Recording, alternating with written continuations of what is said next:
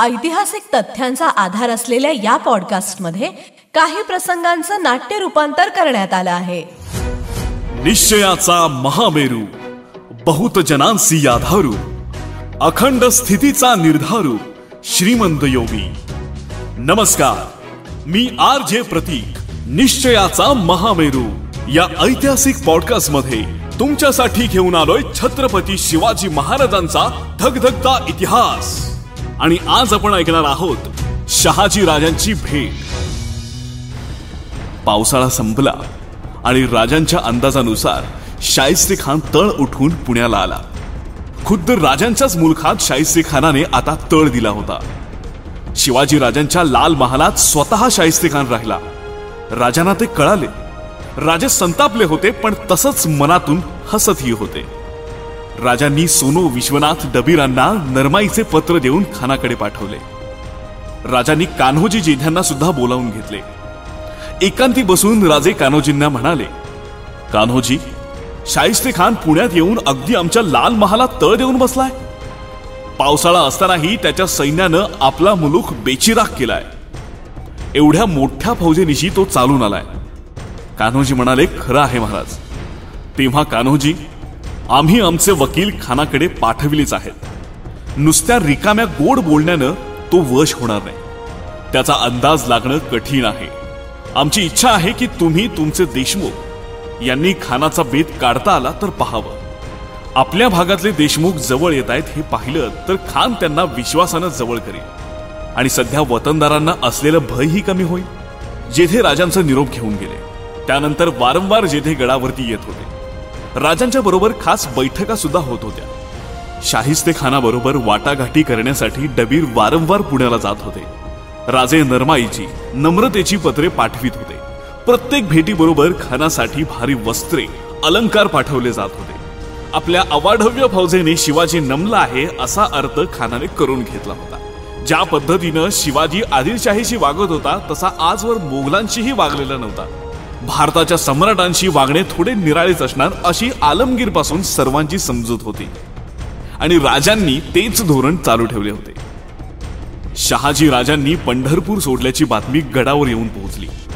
राजे जेजुरीला गेले. मंदिरापासून पायथ्यापर्यंत राजांची नजर फिरली.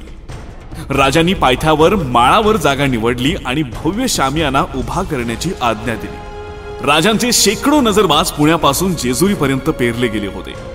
नेताजी पालकरांना आज्ञा दिल्या गेल्या होत्या. जेजुरीत आसपासच्या मुलुखात भेटीच्या आदल्या दिवशी आपले 8,000 घोडदळ घेऊन हजर राहण्याचा हुकूम राजांनी सोडला होता. रात्री राजे महालात गेले. विचार करत होते. त्यांना बंगळूरच्या किल्ल्यात वाड्याच्या दरवाजापाशी उभे असलेले शहाजीराजे अस्पष्ट आठवत होते. अनेक धुसर आठवणींची गल्लत होत होती. तोवर सोयराबाई महालात आल्या. सोयराबाई म्हणाल्या, महाराज, कसला विचार चालला एवढा? राजांनी सोयराबाईंच्याकडे पाहिले आणि राजे हसत म्हणाले, 20 वर्षांपूर्वीचा काळ आठवत होतो आम्ही. आम्हाला पहिलं पितृदर्शन घडलं ते तिथंच त्यांच्या हौसेसाठी आपला विवाह झाला. चांगला मुहूर्त पाहून राजगडावरून मेणे हल्ले. राजे आपल्या अश्वपथकासोबत बाहेर पडले. जेजुरीची वाट फार दूरची वाटत होती. एवढी की साऱ्यांची मनं उतावीळ झाली होती. जेजुरीचे सारे रूप पलटत होते.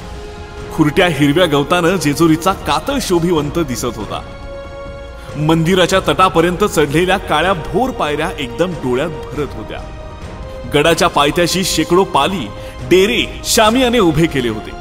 छावणीच्या मध्यभागी असलेल्या सुवर्ण कळसाचा डेरा खास होता. भगवा ध्वज त्यावर डौलाने फडकत होता. राजांनी खंडोबाची यथासांग पूजा केली, दान धर्म केला आणि शहाजी राजांच्या आगमनाची वार्ता येताच सारे मंदिरात आले. शहाजीराजे आपल्या 1000 घोडदळासह राजांनी पाठवलेल्या अश्वपथकासह जेजुरीकडे येत होते. जेजुरीच्या पायथ्याशी राजे पाय उतार झाले.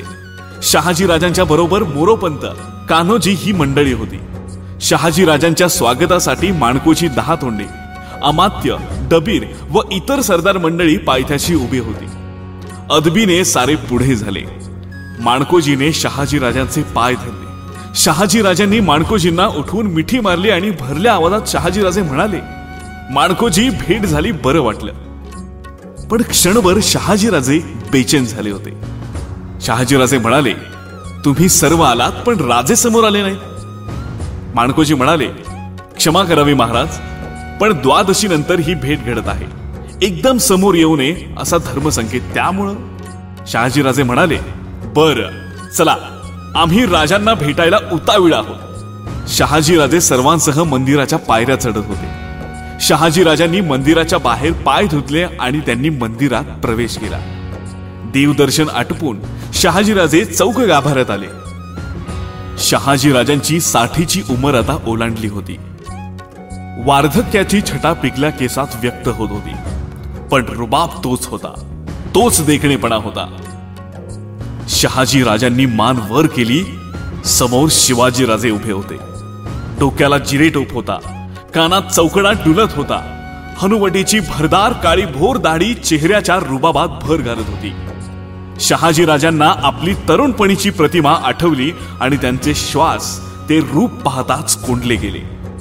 शिवाजीराजे धीमी पावलं टाकीत समोर गेले. नजीक जाऊन ते गुडघ्यांवर वाकले.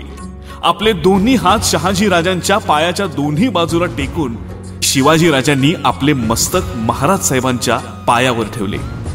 थरथरत्या हातांनी शहाजीराजांनी शिवबांना उठवले, मिठीत घेतले. राजांच्या पाठीवर ते बायाचे हात फिरवत होते, पण शहाजीराजांच्या तोंडून शब्द उमटत नव्हता. मिठी सैल होत नव्हती.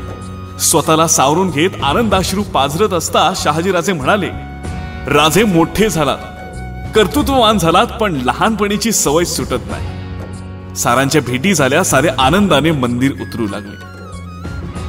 राजेंच्या शौर्यगाथेचा इतिहास ऐकण्यासाठी ऐकत रहा निश्चयाचा महामेरू.